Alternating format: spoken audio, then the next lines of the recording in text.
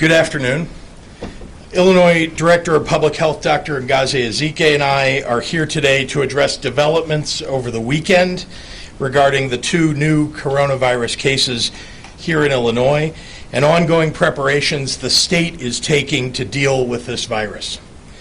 As I said on Friday, this is a situation that has demonstrated an ability to change by the hour. One of the most important things that I can do is to continue to communicate with the press and the public in a transparent and timely and responsible manner. I'm not going to hesitate to do that, so it's likely that we'll be seeing a lot more of one another in the coming days and weeks. Let me start by saying that the risk to the general public remains low, but as public officials charged with the safety and welfare of the people of Illinois, we take that risk seriously. Earlier this morning, I, along with governors across the nation, was on a call with Vice President Pence and health officials in D.C. Dr. Ezike and I are in constant communication with our federal and local lawmakers. It's our top priority to ensure every level of government is working collaboratively to keep our residents safe.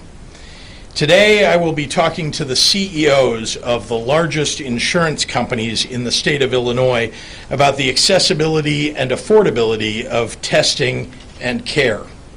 The Illinois Department of Insurance will be issuing a letter to insurance companies to let them know that we are on alert for any price gouging or unfair coverage practices and reminding them of their obligations under the law in terms of coverage of insured and underinsured patients.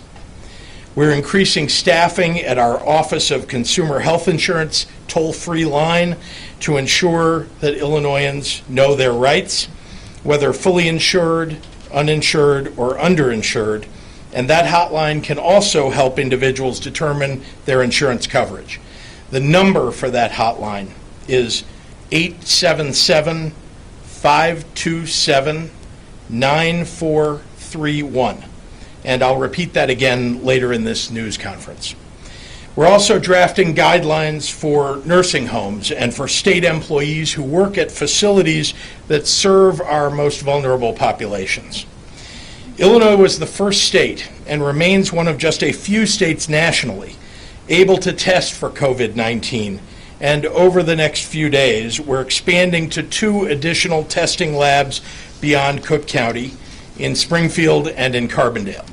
Additionally, following the recommendations of the CDC and in lockstep with a few other large population states, we're beginning voluntary testing at select hospitals to gather statistics on the presence of the virus in our communities.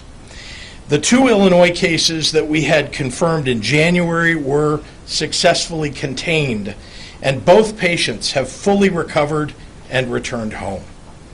We now have 2 additional patients who have been confirmed to have the virus. The 4th individual announced today is the spouse of the 3rd individual who tested positive over the weekend. The 3rd individual is a man in his 70s, is isolated in a hospital, and the 4th individual, a woman in her 70s, is isolated at home. Both are in good condition. Federal, state, county, and hospital level public health officials are working to actively identify any individuals who were in contact with this couple. And to be clear, they were a husband and wife, a couple. Our Illinois Department of Public Health has launched a statewide COVID-19 coronavirus hotline and website to answer any questions from the public or to report a suspected case. That phone number is, and this is different than the one earlier, that phone number is 1-800-889-3931. And online, you can go to idph.illinois.gov. And I'll repeat these again later as well. I want to be clear that the best thing that the general public can do at this time is to continue taking the same precautions you take during flu season with renewed vigilance. Take extra care to wash your hands. Stay home if you are sick. Cover your mouth and nose during any coughs or sneezes. Clean, often touch objects and surfaces frequently. And please visit a doctor if you are experiencing any symptoms, particularly if you or a loved one recently traveled abroad. Illinois has one of the nation's leading public health systems, and our experts have been proactively preparing for this situation. Our Illinois state and local agencies and officials have decades of experience in developing responses and preventative measures for outbreaks. And since the earliest days of my administration, my agency directors have been coordinating preparedness throughout the state for any and all emergency situations. Last August, I'll remind you, our Illinois state agencies partnered with the U.S. Department of Health and Human Services and FEMA to run a contagious disease simulation exercise for potential outbreak situations. We are ready to put the weight of the state behind a full-fledged response when needed and if we meet those thresholds. As it stands, the risk to the general public remains low. What's more, I want to emphasize that this virus isn't specific to any one ethnicity, nationality, or population.